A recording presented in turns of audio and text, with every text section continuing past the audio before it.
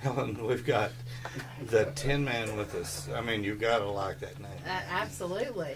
So, but Tin Travis, I found in the music part of the show of what we just got through doing, that there's a real depth to this gentleman, and I'm anxious to know a lot more about you. So, I know you mentioned a few things in the first set about where you're from, but let's say somebody's just knowing you right now from this interview. Tell everybody where you were born and raised and what got you into music in the first place. I was born in Tyler, Texas, and I was raised in the DFW Metroplex, you know. My whole family is about music. They're like way good. My mom, like opera status, Cool. soprano and alto. You know, she can sing all over the map. And my father is a tenor. Went to school for choral education and piano theory. And, you know, I remember getting up to go to church on Sunday mornings. And I just remember hearing him play on that piano. And then when they moved out of their house, they had to sell that piano, or they were going to sell the piano, or my sister said she wanted it, and I was like, there's no way you're getting that piano. So I have that piano in my house today. It's called saving things sometimes. Hey, man. It's a great knobby. It's a knobby piano. It's kind of rescuing, you know. So not only do you play guitar, you play piano as well. I do not. My sister was the one that played piano. I mean, can you believe this guy actually collects instruments he doesn't play? You know, I think that Pull that mic over. I do believe that I need to keep you and Randy Treadway separate all the time because you both have this bad habit about collecting instruments. That's the best thing. It's not. It's rescuing the instruments. Okay, from rescuing the wrong them. hands. So, It's like rescuing a puppy. I mean, you understand. You know, I can play a piano, but I'm not a piano player. yeah. You know? I Well, work you were- with guys that are keys players. You know. Oh, good. And they can come over and play with you, so that it doesn't totally collect dust, right? It doesn't. I keep it in Good. tune. Good. You were That's going to be all I like. musical regardless, just because of your family more than anything. It had to have rubbed off. It did, but I think, you know, I was lazy. I could have done a lot more with music a lot earlier, and I didn't, you know, It was because probably rebellion, wasn't it? they're all like a cappella singers, and they're like amazing, you know. Well, I'm not even when on did that you level. decide They're like to- real singers. When did you decide to step out and write and actually create your music? I've been writing music since I was 13 years old, so, and not even knowing anything about the theory of guitar. I actually took guitar lessons from a guy named Tommy Hyatt at Zoo Music, and he passed a couple years ago, and he asked me, hey man, do you want to learn to play guitar, or do you want to learn how to play songs? I'm like 11 or 12 years old. 12, I think. So, you know, if in my 12-year-old mind, I thought learning songs would be to learn how to play the guitar. And it's the exact opposite. Because if you learn how to play the guitar, you can play any song. Right. Yeah. Exactly. If you learn how to play a song, you can play that song. See what I'm saying? Yeah. And so I tried to learn some songs, and I just quit going to lessons. I didn't pick it back up until I was on vacation. And I had this guy, his name was Herbert Porter from Houston, Texas. He said, man, you want to play rock and roll or the blues? He said, you got to learn the pentatonic scales. So I learned them all there, and I still haven't figured them out. But, you know, the guitar, it's always been a part. You know, I wish I would have dove into it deeper back then. But I'm deep in it now. Like, I don't know anybody. I have who's very ever figured few it out. instruments that I don't play. Yeah. At the house. Well, most of them are just guitars, and I do got a pretty killer, and I can play ukulele, but kind of. And there's, I do have a pretty extensive ukulele selection, but I'm deep into the guitars, like deep. triple digits. You know, more acoustic or electric or both? more electric. I'm kind of the other direction, more acoustic. Yeah. So. I mean, I've got some acoustic stuff, and there's some new stuff I'm looking at because you know, addicts know where to get it. Like I said, you're staying away from Treadway. I got this. Y'all are getting together, huh?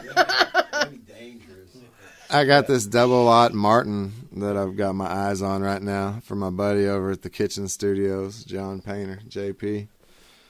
And he's got he's got like a classical Spanish style guitar that I've always wanted, and he like gave me the ultimate price. So I'm gonna liquidate some of my gear to get that because it's at a price that I can't refuse. You know. Yeah, Reno came home last year with a flamenco guitar. You know? Oh my goodness! So it was really nice. Wasn't expecting that, but it was when nice when you get a good one, man. There's nothing better. I mean, luthiers say they're built at the point of collapse. That's the reason they sound so good, is they're built just ready to fold. I like that. So makes sense. 1 second. My son's guitar teacher is Stephen Kettner. Love Stephen Kettner. Sundays, Shout out to Kettner. He comes over to my home and he says, "I just wish I could learn to write songs like 10." Oh, he's full of it, dude. Don't listen to Kettner on that one, man. You know, I don't know. For me, True story, bro. I think that songwriting. At my house. I think that songwriting is a real therapeutic thing, and you can get a lot of stuff out with it. Yeah. And it's cathartic. It is. yeah. And I hear a lot of that in your song. It's kind of getting it out.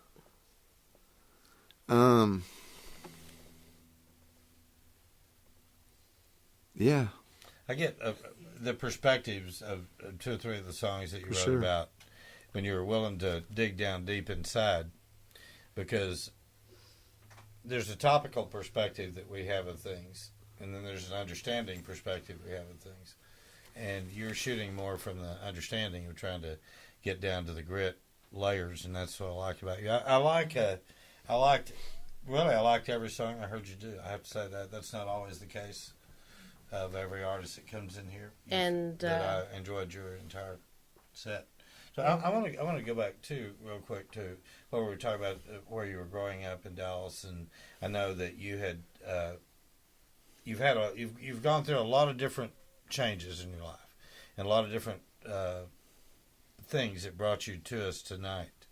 What's the most important thing that you ever did that got you to where you're in your comfort zone? Just just always be truthful, you know, and do what you say you're gonna do. When I learned that's what a man is we do things we don't want to do sometimes, but we always do what we say we're gonna do. I'm gonna be held accountable, you know, and that way I hold myself accountable, because I've been outlaw. So well, you're not an outlaw in the music room. No. You're a welcome participant. You're an awesome songwriter. We so enjoy you. Well, yeah. Tell us a little bit about the new album you've got coming out. It's called The Depths of Me, and it's a psychedelic rock and roll album. It's a message, you know. Where can people get it when it comes out? You can get it at one of my shows. Okay. All right. And they can follow your schedule again on Facebook. On Facebook, and that is, again, give that. And once that album launches, if you just pay attention to Facebook, it'll say all the other social media facets that it'll be on. You had mentioned earlier too in the previous set about your connection with Deep Ellum, and Helen and I did the festivals down there for years, and we understand the fun and how we always had a blast down there when we did things there. It's ever changing. So, it is ever changing. I mean, it's you think about that part of town bringing you everything from Robert Johnson to today, you know, and everything in between. So much. It's a lot that's gone through there. Yeah. What is your perspective of the music scene there right now? And we're talking about Deep Ellum in Dallas for the people that are not from Texas. Oh my goodness. It's everything. You can see any style of music down there almost any time or on a weekly basis. Some very impressive acts, and places just battling for patrons and people that appreciate it because it's extra busy it's not as many cool people in my opinion, but of course when it's extra busy there's violence and other things that come into that neighborhood, but there's great musicians down there. There's some heavy hitters that you see any night of the week down there just split your wig, make you question your own quest in music. Where's your favorite place you've ever played? Oh man, other than in the music room, of course. That's what I was about to say. Well, it just depends on what stage I'm on, because I love them all, Yeah. Now there's, But you've got so to many have places that stand out to you that when you think about your places, you think about those places. Man, I liked playing at the top of Sterling Hotel. Yeah. We That's saw Junior Boy and Carrie there that night. Skyline Blues Bar. Yeah. We were I was one of the last guys to play there. Yeah. And it was the Buddy Henderson group. Yeah. Yep. And Buddy, after that, became Tin and Tonic's drummer. I mean, immediately. Very cool. But I think Carrie billed us as the Buddy Henderson group because he was the one that got us the gig. And we had a blast. I love Buddy Henderson. Yeah, he's a good guy. Buddy was here the night we had the memorial for His dad. Bugs. But Bugs was scheduled to play here. He would have been here the next show had he lived. Yep. And we had been here 3 times in the previous 2 years. And he had fallen in love with, again, being the songwriter in him, wanting to come out. So Buddy and Rose and that whole family, Patty, all of them, we love them all and send all of them our love. Yeah. Now, rumor has it that you were the Texas Music Showdown champion in 2016. That was was it Fort Worth? That is, in the Stockyards. Yeah. White Elephant Saloon. Very cool. It was cool. It was the last year they had it, too, so I guess we're forever. You're like the last sub. We're forever the cool, Texas though. Music Showdown champions until they Yes. run it again. Then There we'll you be. go. So Then we'll be the last year.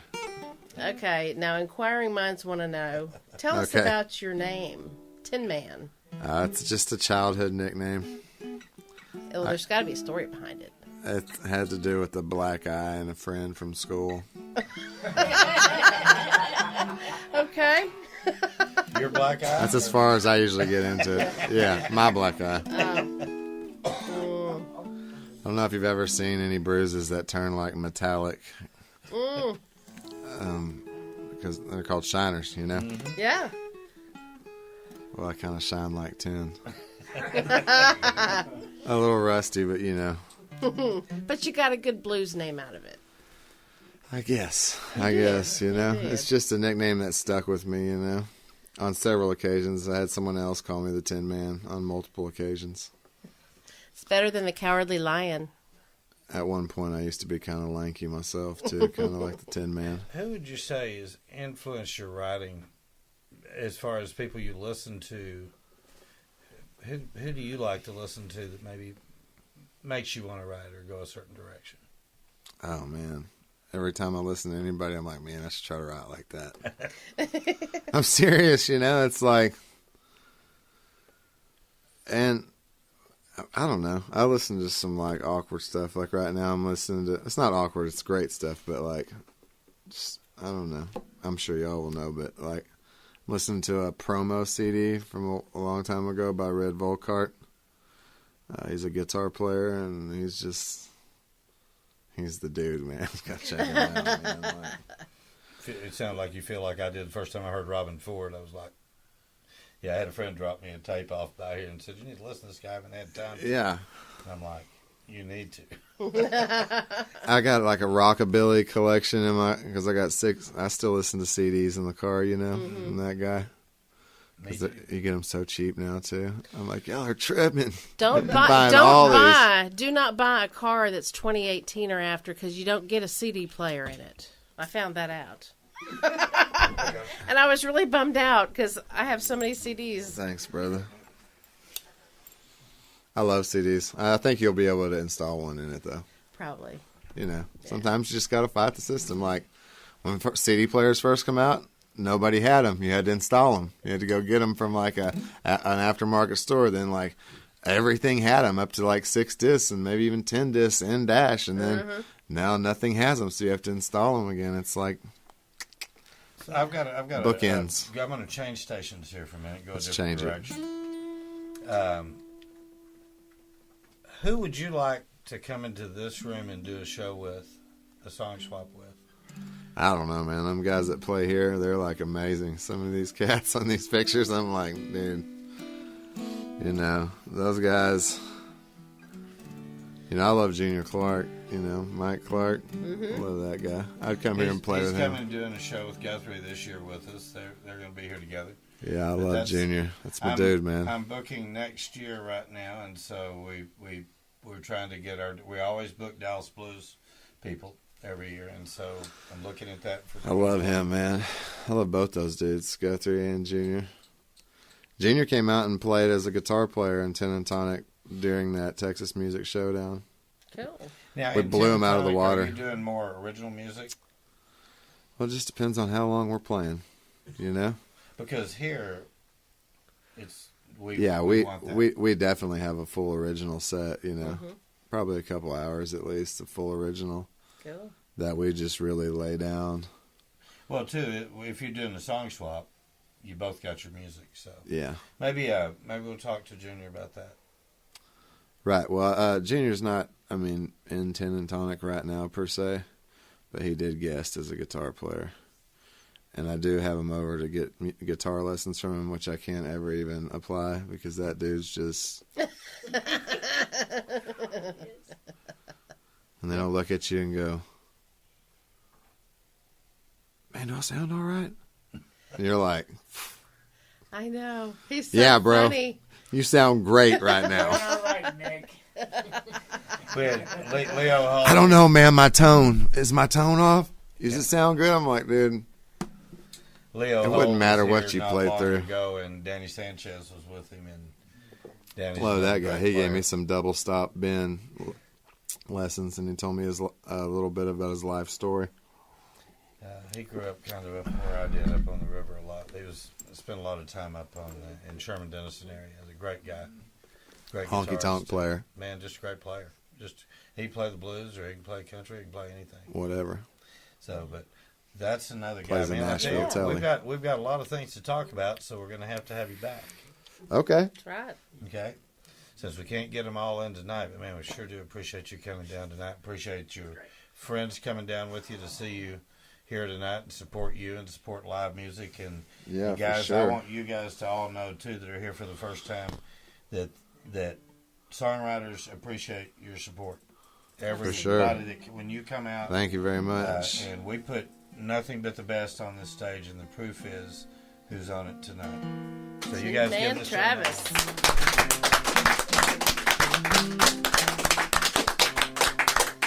Thank you, everybody, for listening. Keep on tuning in. You are in the music room.